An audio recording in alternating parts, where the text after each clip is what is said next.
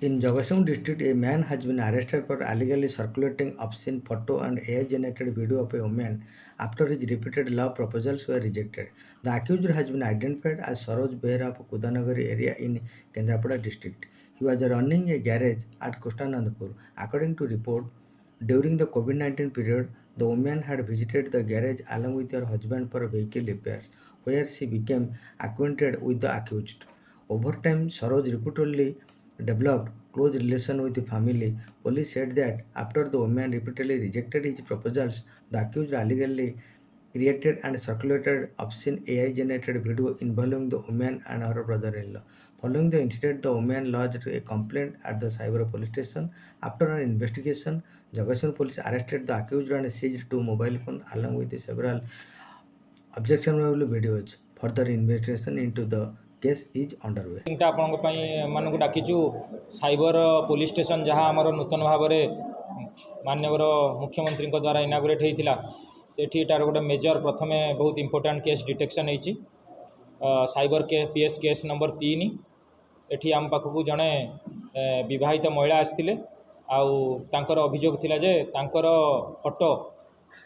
अश्लील फोटो किछि दियर सहित जोड़िकी आउ किछि वीडियो मर्फ वीडियो तैयारी करी आउ ताकू इंस्टाग्राम और अन्य सोशल मीडिया रे छाड़ी सम्मान हानि होउतिला आउ से मानसिक बादग्रस्त होइकी तांकर पारिवारिक अशांति मध्य होउतिला तो ताकू गुरुतर सहित एसपी साहब जगतसिंहपुर सांगे सांगे निर्देश देइतिले साइबर थाना रे हमर नोडाल अफसर जी अछंती डीएसपी रश्मि रंजन दास नेतृत्व रे गोटे 2-3 जन टीम करी प्रथम आम किसी संदिग्ध को जीरो आउट करूँ किंतु जहाँ जना पड़ा जे से माने प्रथम नथिला आ एपटे आम साइबर रु इंस्टाग्राम और फेसबुक रु मध्य ए फेक आईडी किए खोलीचे बोली तार डाटा मागिलु से डाटा आसिया परे 2-3 जन संदिग्ध भितर जन को जीरो आउट करते से कृष्णानंदपुर रे गोटे ग्यारेज रे मेकानिक थिले से मेकानिक ये संपृक्त महिलांकर स्वामी को आगुरी परिचित थिले आ केते थर तांको घर को जीवा आसिबा करिसंती तांको मध्य फोन रे आगुरी किछि थर मेसेज करचंती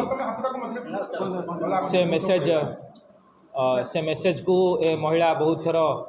कौन जवाब दियंतिनी किंतु से बारंबार ए प्रकार चेष्टा करी विफल हवा द्वारा गोटे रिवेंज माइंडेड है कि किछि एआई ऐप को यूज करी ए फोटो आउ बहुत चंचकता सहित से कौन करते जो सिम कार्ड टी यूज कर से महिला ना किणी आउ किणी ना गोटे अलग आईडी खोली ए सब मोर फोटो तैयारी करी छाड़ुले आउ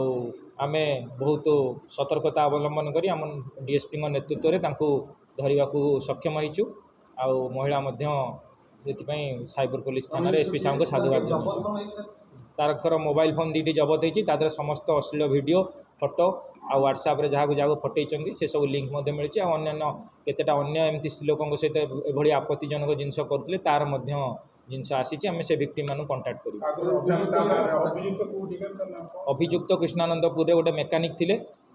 जी विक्टिम घर 3 किलोमीटर दूर में रोते स्वामी को चिन्हिंट से अभियुक्त नाम हूँ सरोज कुमार बेहरा पिता रवींद्र कुमार बेहरा नरदा उदानगरी केन्द्रापड़ा घर किंतु वर्तमान कृष्णानंदपुर रे गोटे ग्यारेज खोलिकी काम कर बर्तमान से भेरीफाए है आगो को भेरीफाए ना जहाँ जना पड़ी प्रिंसिपाल आक्यूज निजे अच्छा मोबाइल एआई ऐप गुड़ा करके मोर फोटो तैयारी कर छाड़ुले आदि सागर आउ कहार साहाय्य नहीं से तदंत जना पड़ा 2-3 जनकर तार जहाँ मोबाइल जना पड़ी आम कंटाक्ट कलापर से जना पड़ो फेक आईडी करता कि कौन कर समय केतବେଳେ स्वामी जाकि ग्यारेज रे गाड़ी फाड़ी काम कराती ये से हिसाब से चिन्हित हाँ सब आड़ू सीडीआर मगाଯିव अन्य तदंतर दिग जहाँ अच्छे एस्टाब्लीश कर पुरुष मानकर किसी से भाया जिनस ना ये से मर्फ वीडियो करके छाड़ूला आ गोटे महिला को बहुत हारासमेंट करूला दियर फोटो जेहेतु से पारिवारिक हिसाब से घर लोक किसी जानी दियर फोटो और या फोटो आनी जोड़िकी एभलिया वीडियो और फोटो तैयारी कर छाड़ूला सम्मान हानि करूला